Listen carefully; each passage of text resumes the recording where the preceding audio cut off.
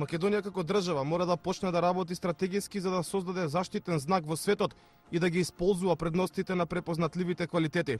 Потребна е тактика за привлекување на вниманието на богатите европски земји кои треба да бидат наша целна група, вели Сашо Пешев од маркетинг агенцијата New Moment, нагласувајќи дека Македонија нема стратегија која би ја направила квалитетен бренд.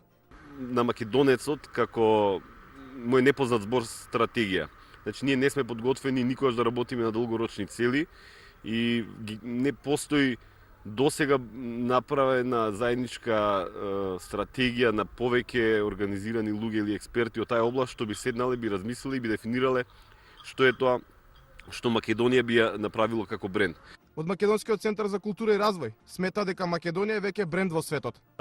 Самата Македонија по себе и по постоење е голем амбасадор, една голема магија и еден голем светски бренд.